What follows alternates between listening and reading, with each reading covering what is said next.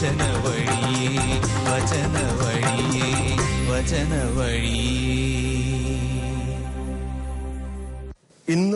വചനവഴിയിൽ നമ്മുടെയൊക്കെ സംസാരത്തിന്റെ ചില രീതികളെ കുറിച്ച്, അത് കേൾക്കുന്നവരിൽ ഉണ്ടാക്കുന്ന ചില സ്വാധീനങ്ങളെ കുറിച്ച്, അത് നമ്മൾ പോസിറ്റീവായി സംസാരിക്കുമ്പോൾ അതുണ്ടാക്കുന്ന പോസിറ്റീവായിട്ടുള്ള സ്വാധീനങ്ങളെ കുറിച്ചും, എന്നാൽ വളരെ ഒരു നിഷേധാത്മകമായിട്ട് വളരെ നെഗറ്റീവായി സംസാരിക്കുന്ന സമയത്ത് അതുണ്ടാക്കുന്ന നെഗറ്റീവായിട്ടുള്ള സ്വാധീനങ്ങളെ കുറിച്ചും അല്പം ചില കാര്യങ്ങൾ ചിന്തിക്കുന്നത് നന്നായിരിക്കും എന്ന് കരുതുകയാണ്. ഇന്ന് ഈ വിഷയവുമായി വളരെയധികം ബന്ധപ്പെട്ട് സംസാരിക്കാൻ വേണ്ടി എന്തുകൊണ്ടും പറ്റിയ ഒരാളാണ് മാണിച്ചായൻ.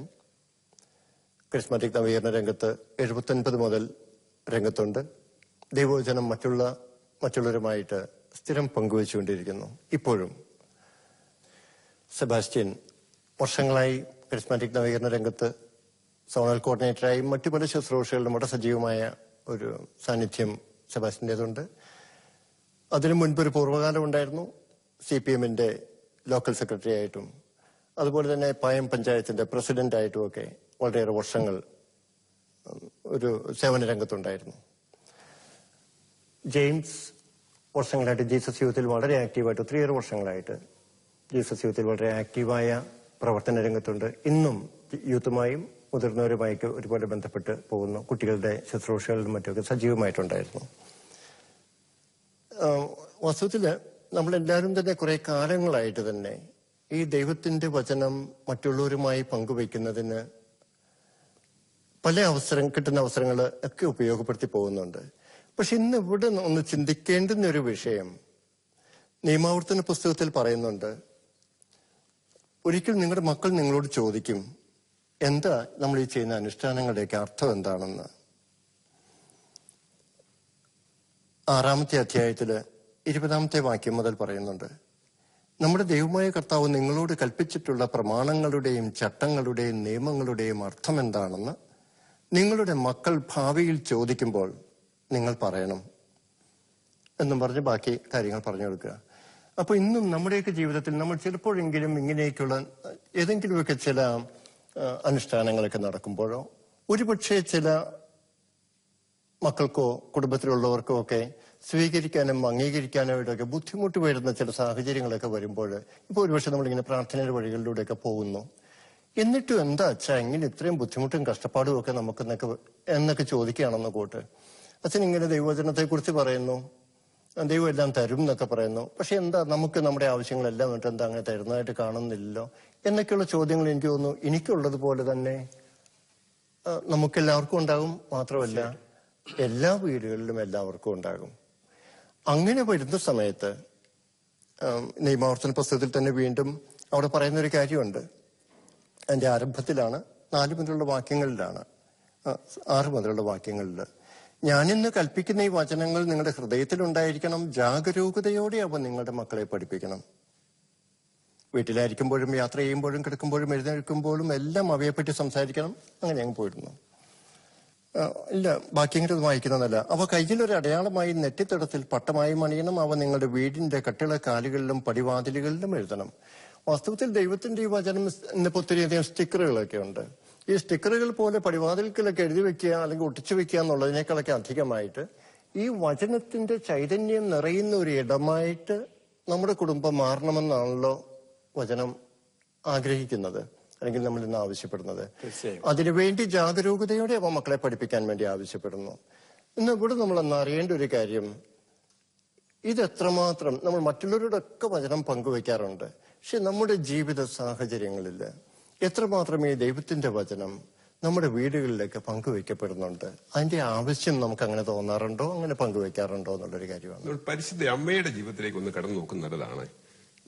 നമ്മുടെ ലൂക്കായുടെ സുവിശേഷത്തിലെ 1-ാം അധ്യായത്തിൽ തന്നെ പരിശുദ്ധ അമ്മയെ യേശുവിന്റെ ജനനത്തെക്കുറിച്ച് ഗബ്രിയേൽ ദൈവദൂതൻ അറിയിക്കുന്ന ദൈവജന ഭാഗം ഉണ്ടല്ലോ. അതില് ദൈവദൂതൻ വന്നിട്ട് പരിശുദ്ധ അമ്മയോട് പറയുകയാണ്, മറിയമേ നീ ഭയപ്പെടേണ്ട, ദൈവസന്നിധിയിൽ നീ കൃപ കണ്ടെത്തിയിരിക്കുന്നു, നീ ഗർഭം ധരിച്ച ഒരു പുത്രനെ പ്രസവിക്കും, നീ അവന് യേശു എന്ന് പേരിടണം എന്ന് പറയുക. സ്വാഭാവികമായിട്ടും പരിശുദ്ധ അമ്മയുടെ ഹൃദയത്തിലേക്ക് ഈ ദൈവവചനം കടന്നു വന്നപ്പോൾ കുറച്ച് അസ്വസ്ഥത പരിശുദ്ധ അമ്മയ്ക്ക് തോന്നാൻ കാരണം ഉണ്ടാവും. അന്നത്തെ യഹൂദ നിയമം അനുസരിച്ചൊക്കെ പരിശുദ്ധ അമ്മ ചിന്തിച്ചിരിക്കുമല്ലോ. അപ്പം പരിശുദ്ധ അമ്മ ചോദിക്കുന്ന വചനമുണ്ട്, ചോദിക്കുകയാണ്, മറിയം ദൂതനോട് പറഞ്ഞു, ഇതെങ്ങനെ സംഭവിക്കും, ഞാൻ പുരുഷനെ അറിയുന്നില്ലല്ലോ എന്ന പരിശുദ്ധ അമ്മ മറുപടി പറയുന്നത്, ദൂതനോട് മറുപടി പറയുന്നത്. വളരെ സ്വാഭാവികമാണ് പരിശുദ്ധ അമ്മയുടെ ആ പ്രതികരണം. അവിടെ ദൂതൻ പറയുന്ന ഒരു ദൈവവചന ഭാഗമുണ്ട്. ദൂതൻ പരിശുദ്ധ അമ്മയോട് പറയുകയാണ്, ഇതാ നിന്റെ ചാർച്ചക്കാരി വൃദ്ധയായ എലിസബത്തും ഒരു പുത്രനെ ഗർഭം ധരിച്ചിരിക്കുന്നു എന്ന് പറഞ്ഞിട്ടാ പരിശുദ്ധ അമ്മയുടെ ചർച്ചക്കാരി ഇളയമ്മ വൃദ്ധയാണ്, എന്നിട്ടും ഒരു പുത്രനെ ഗർഭം ധരിച്ചു എന്ന് പറഞ്ഞ് എന്ന സംഭവം അറിയിച്ചിട്ടാണ് പരിശുദ്ധ അമ്മ ഈ ദൈവവചനം പറയുന്നത്. ദൈവത്തിന് ഒന്നും അസാധ്യമല്ല. ഈ ദൈവവചനം പരിശുദ്ധ അമ്മയുടെ ജീവിതത്തില് ദൈവത്തിന് ഒന്നും അസാധ്യമല്ല എന്ന ആ ദൈവവചനം പരിശുദ്ധ അമ്മയുടെ ജീവിതത്തിലേക്ക് ഹൃദയത്തിലേക്ക് കടന്നു വന്നപ്പോ അമ്മ പറയുകയാണ്, ഇതാ കർത്താവിന്റെ ദാസി, നിന്റെ വാക്ക് എന്നിൽ നിറവേറട്ടെ എന്ന്. അമ്മയുടെ ജീവിതത്തിലേക്ക് പ്രത്യാശയുടെ വചനം ജീവിതത്തെ മുഴുവൻ സമൂലം സ്വാധീനിച്ചത്, ജീവിതത്തെ മുഴുവൻ പ്രകാശം പരത്തിയത് നമുക്ക് ദൈവവചനത്തിലും നമ്മുടെ ജീവിതത്തെ നമുക്ക് അടുത്തറിയാൻ കഴിയും. ഇന്ന് പലയിടങ്ങളിൽ നിന്നും കേൾക്കുന്ന ഒരു ചോദ്യമാണിത്. ഇതെങ്ങനെ സംഭവിക്കുന്നുള്ള ചോദ്യം. ജീവിതത്തിൽ മറ്റുള്ളവരോട് സംസാരിക്കുമ്പോൾ പലപ്പോഴും എനിക്ക് വീട്ടിൽ സാമ്പത്തികമായിട്ടുള്ള ഭയങ്കരമായ പ്രതിസന്ധികൾ കടന്നു പോകുന്നുണ്ട്, എങ്ങനെ ഇത് മുന്നോട്ട് പോകുന്ന അറിയില്ല, ഇതിനൊരു പരിഹാരമുണ്ടോ, ഇതെങ്ങനെ സംഭവിക്കും എന്ന് ചോദിക്കാറുണ്ട്. രോഗത്തിന് അവസരം കടന്നു പോകുന്നവർ ചോദിക്കാറുണ്ട്, ഇങ്ങനെ കഠിനമായ രോഗമാണ്, ഇത് എങ്ങനെയാണ് മാറുക, ഇത് മാറാനുള്ള സാധ്യത കുറവാണ്, അതെങ്ങനെ സംഭവിക്കും. മക്കളുടെ കല്യാണക്കാര്യത്തെക്കുറിച്ച്, ജോലിയെക്കുറിച്ച് എല്ലാം ഇങ്ങനെ മനുഷ്യർ ചോദിക്കാറുണ്ട്, ഇതെങ്ങനെ സംഭവിക്കും എന്നുള്ളത്. അപ്പോൾ ഇതെന്താണെങ്കിലും ഇത് വളരെ പ്രത്യാശ കൊടുക്കുന്ന ഒരു വചനമാണ്. ദൈവത്തിന് എല്ലാം സാധ്യമാണെന്നുള്ള ഈ ഒരു വചനം ആ ഒരു വലിയൊരു പ്രത്യാശയിലേക്ക് മനുഷ്യരെ കടത്തിവിടാനായിട്ട് സാധിക്കുന്ന, ഒത്തിരി മനുഷ്യർക്ക് പ്രത്യാശ കൊടുക്കുന്ന ഒരു ദൈവവചനം കൂടിയാണത്. ദൈവത്തിന് എല്ലാം സാധ്യമാണെന്നും ഇത് മറ്റുള്ള ജീവിതത്തിൽ എങ്ങനെ സംഭവിച്ചു അതുപോലെ എടുത്തു പറഞ്ഞല്ലോ. മറ്റൊരാളുടെ ഒരു സാക്ഷ്യം എടുത്തു പറഞ്ഞുകൊണ്ടാണല്ലോ ഗബ്രിയേൽ പറയുന്നത്, ഒരു സാക്ഷ്യത്തിലൂടെ. അപ്പൊ നമുക്ക് വേണമെങ്കിൽ പറഞ്ഞു കൊടുക്കാമല്ലോ. അത് നമുക്ക് സാക്ഷ്യമില്ലെങ്കിൽ തന്നെ വേണമെങ്കിൽ മറ്റുള്ള സാക്ഷ്യം നമുക്ക് അവന് അസുഖമായിരുന്നു, ഇപ്പൊ അത് തീർത്ത് മാറിയിട്ടുണ്ട്, സാമ്പത്തികമായ രാജാവിന്റെ ദൈവം മാറ്റി കൊടുത്തു. അങ്ങനെയെങ്കിൽ നമ്മുടെ ജീവിതത്തിലും അത് സംഭവിക്കും. ദൈവത്തിനെല്ലാം സാധ്യമായതുകൊണ്ട് അത് ആ ദൈവത്തിൽ ശരണപ്പെടാനുള്ള ഒരു വലിയ പ്രത്യാശയിലേക്ക് നയിക്കാനായിട്ട് പ്രായോഗികമായിട്ട് നമ്മൾ നമ്മുടെ വീടുകളിൽ ഇതുവരെ നമ്മൾ അങ്ങനെ ചെയ്തിട്ടുള്ള എന്തെങ്കിലുമൊക്കെ സംഭവങ്ങൾ കാണും. പിന്നെ അത്തരത്തിലുള്ള എന്തെങ്കിലും കാര്യങ്ങളാണ് നമ്മളിത് എങ്ങനെ നമ്മുടെ ജീവിതത്തിൽ സാധാരണ ഒരു ചിന്തയുണ്ടല്ലോ, വചനം പ്രഘോഷിക്കുക എന്നുള്ള, അതൊക്കെ വലിയ വലിയ വചന പ്രഘോഷകരുടെയൊക്കെ കാര്യമൊക്കെയാണ്. നമ്മളൊന്നും വചന പ്രഘോഷകരൊന്നും അല്ലല്ലോ. എനിക്ക് അത്രയൊന്നും എഴുത്തും വായനയൊന്നും അറിയത്തില്ല, അല്ലെന്നുണ്ടെങ്കിൽ അങ്ങനെ എവിടെയും പോയി അങ്ങനെ പഠിക്കുകയോ കൂടുതൽ ധ്യാനിക്കുകയൊന്നും ചെയ്തിട്ടില്ല. എങ്കിൽ പോലും ഓരോരുത്തരുടെയും ഒരു ധർമ്മമുണ്ട്. ഇവിടെ നിയമോത്സവ പുസ്തകത്തിൽ കർത്താവ് പറയുമ്പോൾ ഓരോ വിശ്വാസിയുടെയും ധർമ്മമായിട്ടാണ്, ഉത്തരവാദിത്വമായിട്ടാണ് പറയുക, മക്കളെ ഈ ദൈവത്തിന്റെ വചനത്തെക്കുറിച്ച് സംസാരിക്കുക, മക്കളോട് സംസാരിക്കുക എന്നുള്ളത്, അവരെ പഠിപ്പിക്കുക എന്നുള്ളത്. അത് നമ്മുടെ വീടുകളിൽ ഇന്ന ആൾക്കാർക്ക് വേണ്ടി മാത്രമായിട്ട് അങ്ങനെ ചിട്ടപ്പെടുത്തി വെച്ചിരിക്കുന്ന, പുറമേ സംഭവിക്കേണ്ടതാണ്, അകമേ ഇത് സംഭവിക്കേണ്ടതില്ല, അല്ലെങ്കിൽ അകമേ നമ്മൾ ചെയ്യേണ്ടതില്ല എന്ന് പറയാറില്ലെങ്കിലും അങ്ങനെ ഫലത്തിൽ അങ്ങനെ കാണാറുണ്ട്. ജോയിച്ച് പറഞ്ഞതിന് എനിക്ക് ഒരനുഭവം പറയാനായിട്ട് സാധിക്കുന്നത്, ഈ ദശാംശം കൊടുക്കുന്നതിനെ കുറിച്ച് വീട്ടിൽ ഞാൻ പറഞ്ഞിട്ടുണ്ട്. ഓരോ സാധനങ്ങളൊക്കെ വിറ്റ് വരുമ്പോൾ അതിന്റെ ദശാംശം കൃത്യമായിട്ട് നീക്കി വയ്ക്കണം അല്ലെങ്കിൽ കൊടുക്കണം എന്ന് എന്റെ ഇളയ മകൻ അതിനെ ഓർമ്മിപ്പിക്കാറുണ്ട്. പലപ്പോഴും ആവശ്യങ്ങൾക്ക് തികഞ്ഞെന്ന് വരില്ല, എങ്കിൽ തന്നെയായിരുന്നാലും. അതുപോലെ മറ്റൊരു കാര്യം, ഈ സേവിംഗ് ബോക്സ് വെച്ചിട്ടുണ്ട്. ആ ബോക്സിൽ നിക്ഷേപിക്കണം, ഇടണം. എന്നാ ചാച്ചൻ അതിൽ എന്തെങ്കിലും ഇട്ടോ, അപ്പോൾ എവിടെയെങ്കിലും പോയിട്ട് വരുവാണെന്നുണ്ടെങ്കിൽ അതുപോലെ തന്നെ അവന്റെ അടുത്തൊരു പൈസ ഉണ്ട്, അത് ആ പെട്ടിയിൽ ഇടണം എന്ന് അവൻ നിഷ്കർഷിക്കാറുണ്ട്. അതൊരു ഇതായിട്ട് അങ്ങനെ കാര്യങ്ങൾ അത് പറഞ്ഞതിന്റെ പേരില് അതൊരു പ്രവൃത്തിയിലേക്ക് കൊണ്ടുവരുന്ന ഒരു നിഷ്കർഷ. ഞാൻ ചോദിക്കുന്ന മനുഷ്യ, ദൈവത്തിന്റെ വചനം എഴുതി വെക്കപ്പെട്ടിരിക്കുന്ന ഈ വചനങ്ങൾ നമ്മുടെ മക്കളെ പഠിപ്പിക്കുന്നതിനെ കുറിച്ചാണ് പറയുക. തീർച്ചയായും ദശാംശം അങ്ങനെ ഒരു കാര്യത്തെ കുറിച്ച് പഠിപ്പിക്കുന്നത് ഇതുമായി ബന്ധപ്പെട്ട് തന്നെയാണ്. പക്ഷെ ഏതെങ്കിലും വചനം ഇപ്പൊ മക്കളോട് പറയുകയും മക്കളത് ജീവിതത്തിൽ അനുവർത്തിക്കാൻ ശ്രമിക്കുകയൊക്കെ ചെയ്യുന്ന അങ്ങനെ എന്തെങ്കിലും കാര്യങ്ങളെ കുറിച്ച് പറയാനായിട്ടുണ്ട്. നേരത്തെ എന്നോട് പറഞ്ഞൊരു ഐവാന്റെ കാര്യത്തെ കുറിച്ചൊരു കാര്യം പറഞ്ഞിരുന്നല്ലോ. അത് ഞാനിങ്ങനെ നിങ്ങളെ ആരെങ്കിലും ഉപദ്രവിച്ചാല് പകരം ചെയ്യരുത് എന്ന് മക്കളോട് പറഞ്ഞിരുന്നു. ഒരു ദിവസം സ്കൂൾ വിട്ട് വന്നപ്പോ 4ാം ക്ലാസ്സിൽ പഠിക്കുന്ന കുട്ടിയാണ് ഐവാൻ. അവൻ പറഞ്ഞു, ആ കുരിശിന്റെ അവിടെ വെച്ച് പിരിഞ്ഞു പോയപ്പം എന്റെ കൂടെ പഠിക്കുന്നവരുത്തൻ എന്റെ ചേട്ടത്തെ അടിച്ചിട്ട് ഓടിക്കളഞ്ഞു എന്ന് പറഞ്ഞു. വലിയ വിഷമത്തോടെ എന്നോട് വന്ന് പറഞ്ഞത്. അപ്പോൾ കുറെ ദൂരം നടന്നു വേണം വീട്ടിലെത്താൻ സ്കൂളിൽ നിന്ന്. അപ്പം പെട്ടെന്ന് ഞാൻ ചോദിച്ചു, നിനക്കെന്താ കയ്യില്ലായിരുന്നു എന്ന് ചോദിച്ചു. ഞാൻ പറഞ്ഞു, ചാച്ചനല്ലേ പറഞ്ഞത് നിന്നെ ആരെങ്കിലും ഉപദ്രവിച്ചു കഴിഞ്ഞാൽ പകരം ചെയ്യരുതെന്ന്. അത് എനിക്കൊരു തിരിച്ചടിയായി. ഞാൻ സോറി പറഞ്ഞു അവനോട്. അപ്പൊ ഞാൻ ഒരിക്കലും ഉപദേശിച്ച ആ കാര്യം അത് അവന്റെ പ്രായോഗിക ജീവിതത്തിൽ കൊണ്ടുപോകാൻ വെച്ചു. പക്ഷെ ഞാൻ ലോകത്തിന്റേതായ ഒരു പ്രായോഗികത വെച്ചു. നിനക്ക് കയ്യില്ലായിരുന്നു എന്നാ ചോദിച്ചത്. 15 വർഷം മുമ്പ്, 10-15 വർഷം. ഐവാനിപ്പം കുറെ കൂടെ പ്രായമായല്ലോ. അങ്ങനെ ഒരു ആ വചനം അനുസരിച്ച് അവൻ പ്രവർത്തിച്ചതിന്റെ ഒരു അനുഭവം എനിക്ക് പറയാനായിട്ട് സാധിക്കും. ജെയിംസിന് അങ്ങനെ എന്തെങ്കിലും? വീട്ടിൽ ഈ കഴിഞ്ഞ 2 മാസങ്ങൾക്ക് 2-3 മാസം കഴിഞ്ഞു എല്ലാവർക്കും ഒരുമിച്ച് രോഗം വന്നായിരുന്നു വീട്ടില്. ചാച്ചനിങ്ങനെ പനി അസുഖമായിട്ട് തല കറങ്ങി, രാത്രിയില്ല തല കറങ്ങി വീണ്. ഒച്ച കേട്ട് സെലിന് എന്റെ ഭാര്യ ഓടിച്ചെന്നപ്പം കാല് തട്ടിയിട്ട് കാല് പൊട്ടി, അങ്ങനെ പ്ലാസ്റ്ററായിട്ടിരിക്കുന്നു. ചാച്ചൻ ബെഡില്. അത് കഴിഞ്ഞ് 2 ദിവസം കഴിഞ്ഞപ്പോഴത്തേക്കും അമ്മച്ചി ഒന്ന് വീണിട്ട് അമ്മച്ചിയുടെ കൈ ഒടിഞ്ഞു. 3 പേരും ബെഡിലാണ്.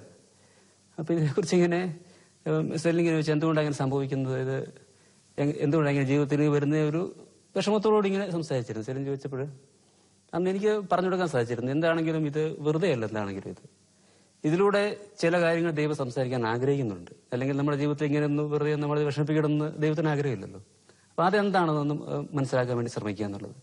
ഇതിലൂടെ ദൈവം തരുന്ന മെസ്സേജ് എന്താണെന്ന്, ഈ ഒരു സഹനത്തിലൂടെ ദൈവം നൽകുന്ന മെസ്സേജ് എന്താണെന്ന് ഒന്ന് വായിച്ചെടുക്കാൻ ശ്രമിക്കുകയാണെങ്കിൽ ഇത് നമുക്ക് രക്ഷാകരമാക്കി മാറ്റാമെന്ന് പറഞ്ഞിരുന്നു.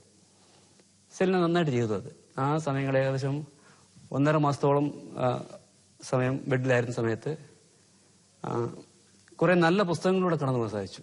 കുറെ നല്ല പുസ്തകങ്ങൾ വായിച്ചു. പ്രത്യേകിച്ച് യോഹന്നാൻ ക്രൂസിന്റെ ഇരുണ്ട രാത്രികൾ വായിച്ചു. അതൊക്കെ ഒത്തിരി അധികമായിട്ട് സെലിന്റെ ജീവിതത്തെ സ്വാധീനിച്ചിരുന്നു. പ്രാർത്ഥനാ ജീവിതത്തെയും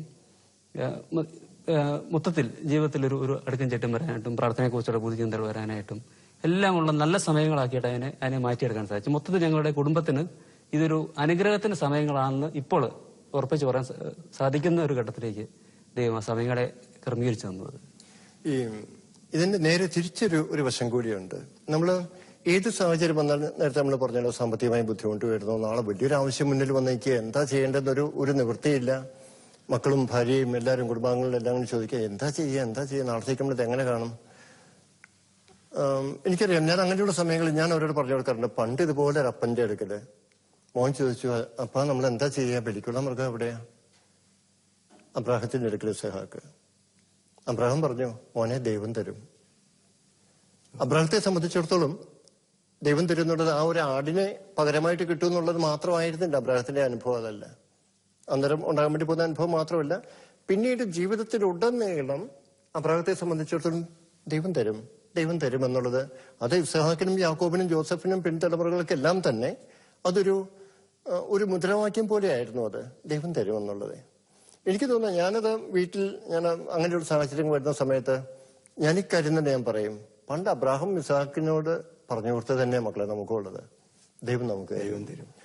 ഇന്നിപ്പോ ഇത്തരത്തിലുള്ള എന്തെങ്കിലും അനുഭവങ്ങൾ, എന്തെങ്കിലുമൊക്കെ സംഭവങ്ങൾ, എന്തെങ്കിലും ചില ആവശ്യങ്ങളുടെ മുൻപിൽ വന്ന് നിന്ന് കഴിയുമ്പോഴത്തേക്കും മക്കൾക്കറിയാം ഞാൻ എന്താ പറയാൻ വേണ്ടി പോകുന്നതെന്നുള്ളത്.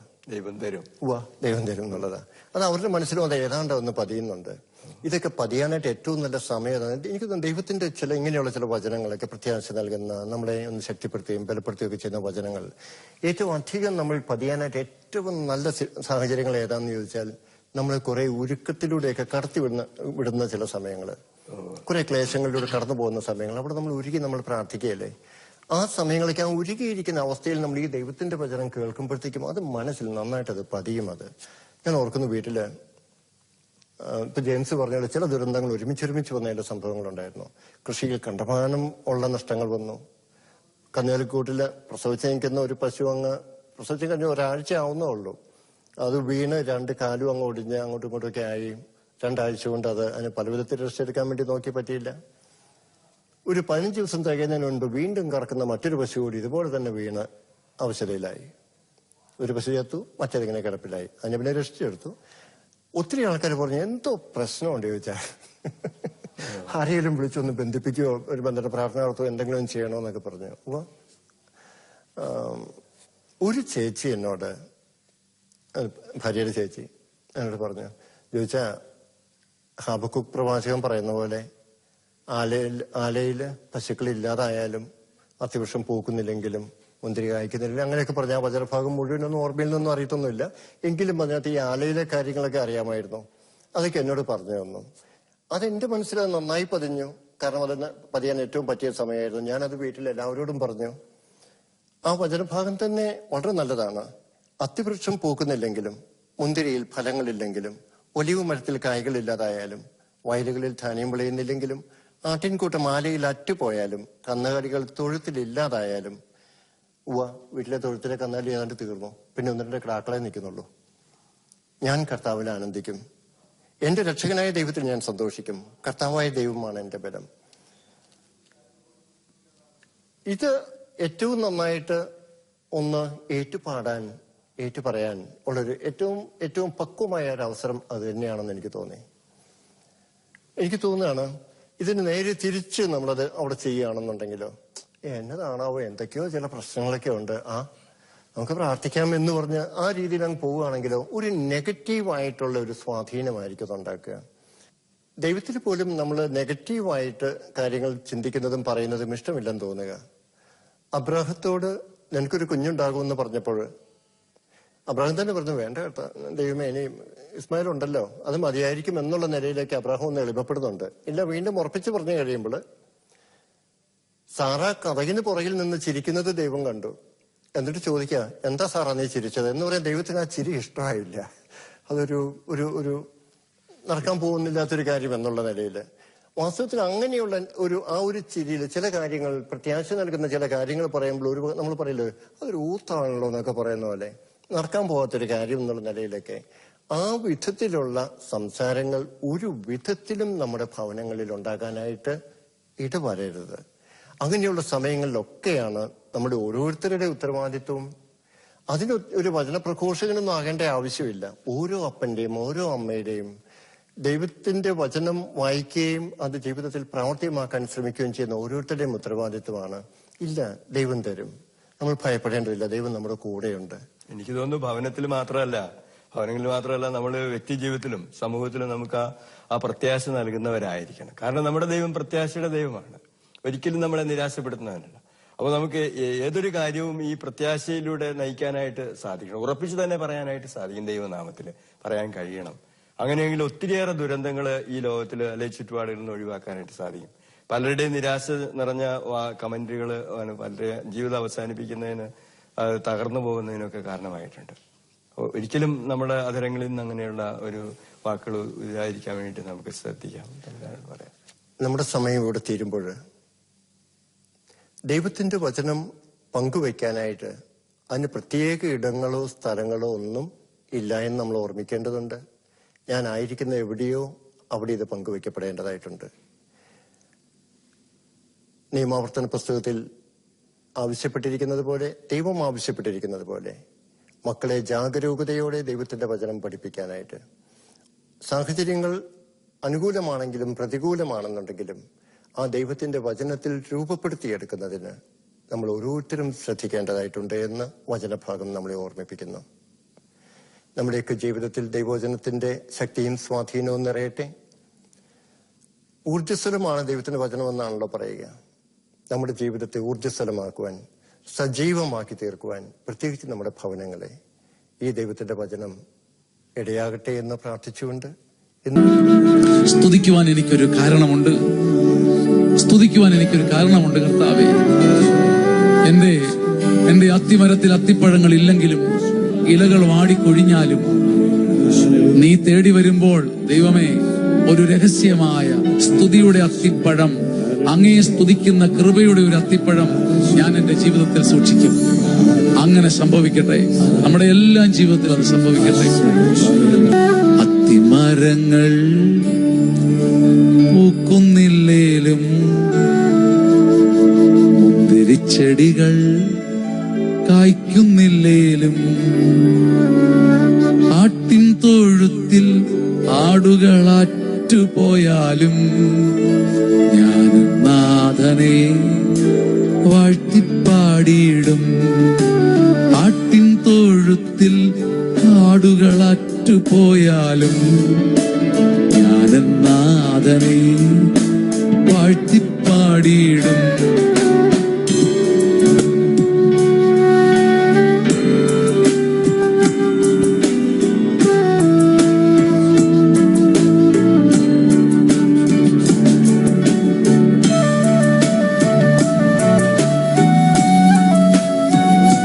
ഒരുമിച്ച് പാടാം, ഒരുമിച്ച് ദൈവത്തെ മഹത്വപ്പെടുത്താം. അത്തിമരങ്ങൾ പൂക്കുന്നില്ലെങ്കിലും, എന്റെ ചെടികൾ കായ്ക്കുന്നില്ലെങ്കിലും, എന്റെ തൊഴുത്തിൽ ആടുകളേ ഇല്ലെങ്കിലും, എന്റെ അവകാശങ്ങൾ നശിച്ചാലും ഞാൻ നിന്നെ സ്തുതിക്കും കർത്താവേ. ഞങ്ങൾ ഒന്നിച്ചു നിന്ന് അങ്ങേ മഹത്വപ്പെടുത്തും. ആമേൻ, ആമേൻ. അത്തിമരങ്ങൾ പൂക്കുന്നില്ലേലും, ചെടികൾ കായ്ക്കുന്നില്ലേലും, ആട്ടിൻ തൊഴുത്തിൽ ആളുകൾ അറ്റുപോയാലും, ഞാൻ നാഥനെ വാഴ്ത്തിപ്പാടിയിടും. ആട്ടിൻ തൊഴുത്തിൽ ആടുകൾ അറ്റുപോയാലും, ഞാൻ നാഥനെ വാഴ്ത്തിപ്പാടിയിടും.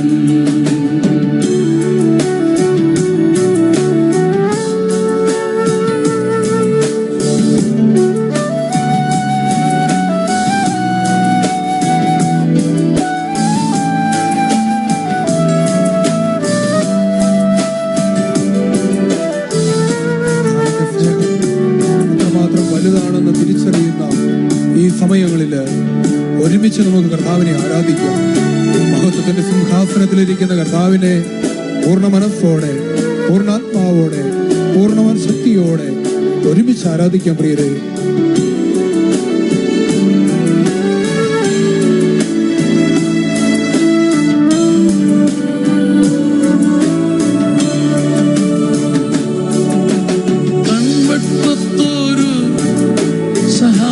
സഹായമരുളാൻ ഞാൻ പ്രതീക്ഷിച്ചോ, കൂടെയില്ലേലും കണ്ണുമൂടിയവർ ദൂരെ പോയാലും, കണ്ണുനീരെന്നെ മൂടുകയില്ല.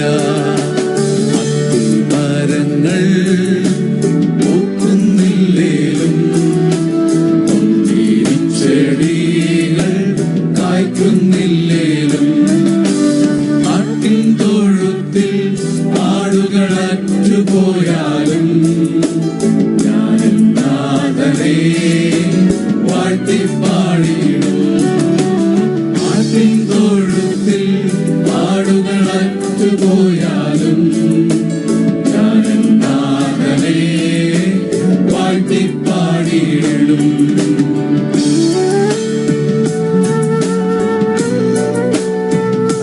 ജീവിതങ്ങളില്, അനേക കുടുംബങ്ങളില് ഇന്ന് നമുക്ക് കാണുവാനായിട്ട് സാധിക്കുന്നു കർത്താവിന്റെ സ്നേഹം, കർത്താവിന്റെ ആദരവ്, കർത്താവിന്റെ സൗഹൃദം. ഇന്ന് മനുഷ്യ മക്കൾക്ക് അനുഭവിക്കാൻ പറ്റാത്ത ദിനങ്ങൾ, മണിക്കൂറുകൾ, മിനിറ്റുകൾ, സെക്കൻഡുകൾ നമ്മുടെ കൺമുൻപിലുണ്ട് പ്രിയരെ. എങ്കിൽ സകലത്തിന്റെ മുമ്പിൽ കർത്താവ് പറയുക, നിങ്ങൾ എന്നെ ആരാധിക്കുക, എന്നെ സ്നേഹിക്കുക, എന്റെ മഹത്വം നിങ്ങളുടെ മേൽ ഞാൻ ചൊരിയുക തന്നെ ചെയ്യും.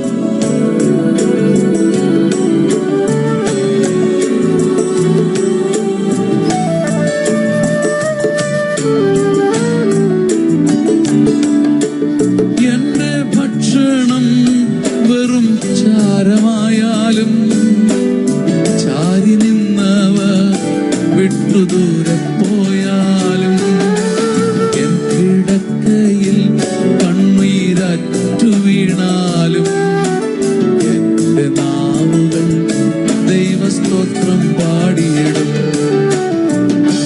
മരങ്ങൾ പൂക്കുന്നില്ലേലും, ചെടികൾ കായ്ക്കുന്നില്ലേലും, ആട്ടിൻ തൊഴുത്തിൽ ആടുകൾ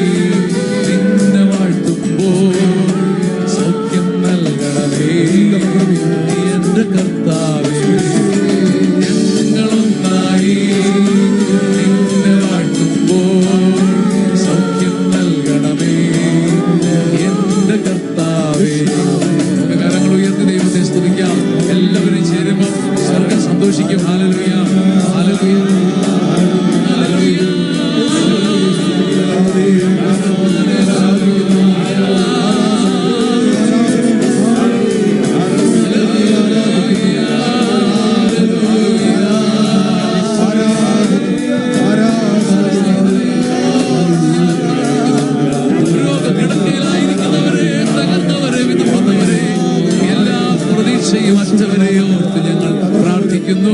ഹല്ലേലൂയ, ഹല്ലേലൂയ, ഹല്ലേലൂയ, ഹല്ലേലൂയ, ഹല്ലേലൂയ. ദൈവത്തിന്റെ മഹത്വം വരട്ടെ. ആമേൻ, ആമേൻ, ആമേൻ, ആമേൻ, ആമേൻ. ഒറ്റ മനസ്സോടെ അങ്ങേ സ്തുതിക്കുവാൻ ഞങ്ങളെ പഠിപ്പിക്കുന്നു. ഹല്ലേലൂയ. അഹങ്കാര ലേശമില്ലാതെ ഞങ്ങൾ ഏവരും ചേർന്ന് അങ്ങേ സ്തുതിക്കുന്നു. ആമേൻ, ആമേൻ, ആമേൻ, ആമേൻ. ഹല്ലേലൂയ.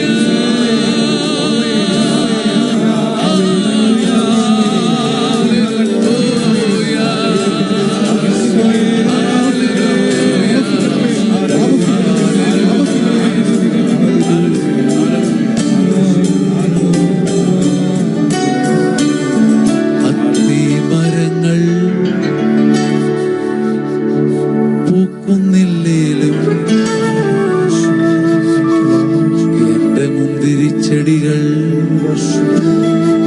കായ്ക്കുന്നില്ലേലും ആരുമാരുമൻ കൂടെയില്ലേലും ചാരി നിന്നവർ ദൂരപ്പോവിലും ഞാനെന്നാഥനെ വാഴ്ത്തിപ്പാടിയിടും.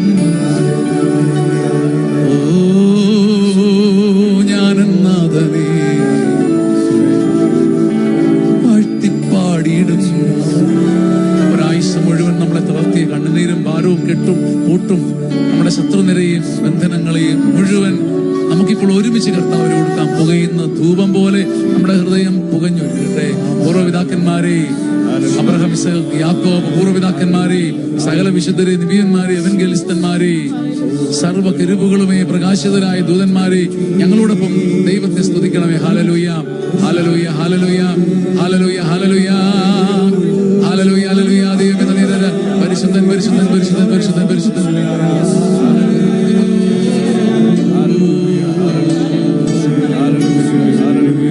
നമുക്ക് പ്രിയപ്പെട്ട ദൈവജനമേ കരങ്ങൾക്ക് ഒപ്പിപ്പിടിക്കാം. ആത്മാവിലും സത്യത്തിലും ആരാധിക്കാൻ വരൂ, സത്യദൈവ സൂനുവിനെ നിത്യവും വാഴ്ത്തിടാം.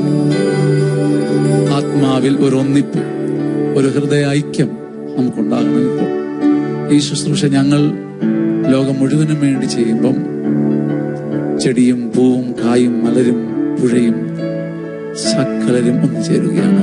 റോമാലേഖനം ഇങ്ങനെ പറയുന്നില്ലേ, മക്കളെ, എന്റെ പൊന്നു മക്കളെ, ദൈവമഹത്വത്തിന്റെ വെളിപ്പെടുത്തലിന് വേണ്ടി നമ്മൾ മാത്രമല്ല, സർവ പ്രകൃതിയും കാറ്റും പൂവും കൈകോർത്തിരിക്കുകയാണ്.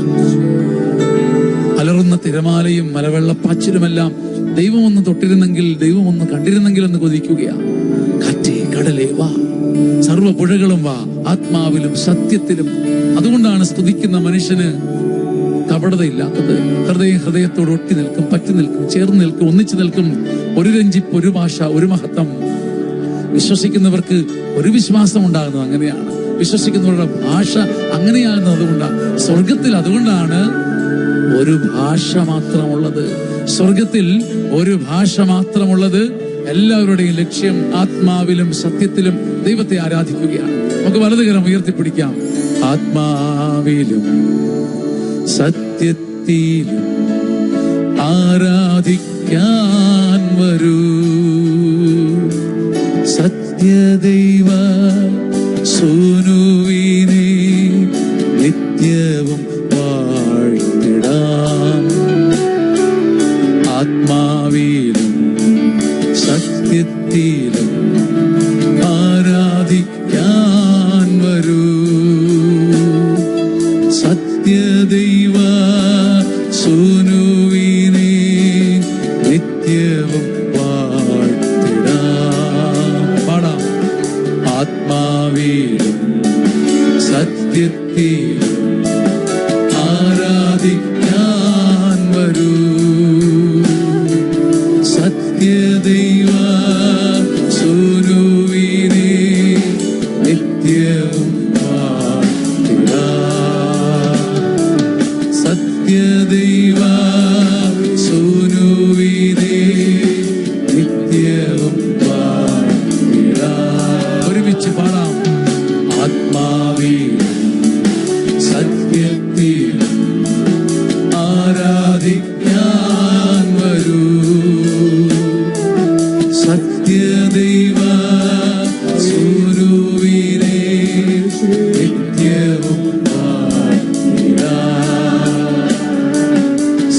നിത്യദൈവ സൂനുവിനെ നിത്യവും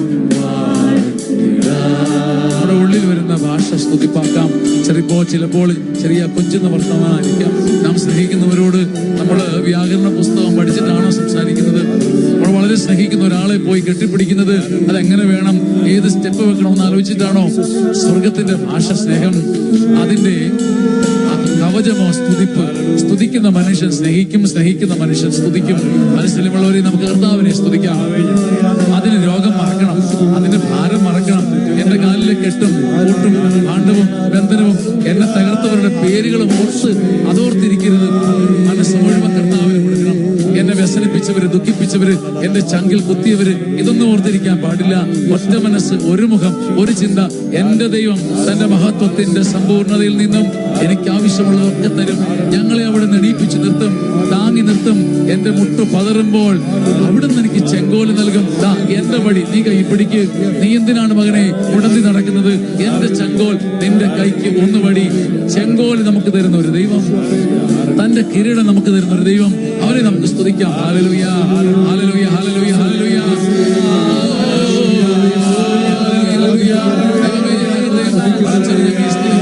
എന്റെ പൂർണ്ണ ഹൃദയത്തോടെ കർത്താവേ ഞാൻ ആരാധിക്കുന്നു. എനിക്കുള്ളവരെ, എന്റെ ഇടവകയെ, എന്റെ സ്വന്തങ്ങളെ, എന്റെ ബന്ധങ്ങളെ, പഴയകാല ജീവിതത്തെ, കർത്താവേ എന്റെ കണ്ണുനീരിനെ, ദുഃഖത്തെ, ഭാരത്തെ, യാത്രയെ, സമ്പത്തിനെ, ശത്രുക്കളെ, മിത്രാന്മാരെ, സഹനങ്ങളെ, ഭാരങ്ങളെ, എന്റെ വൈദിക വൃന്ദത്തെ, സന്യാസ വൃന്ദത്തെ, ആമേൻ ആമേൻ, അതിരുകളെ, ചുറ്റുപാടുകളെ, സമ്പത്തിനെ, പോക്കിനെ, വസ്ത്രത്തെ ഒന്നും സമർപ്പിക്കാൻ ബാക്കിയില്ല ദൈവമേ. എല്ലാം അങ്ങേക്ക്, എല്ലാം ആമേൻ.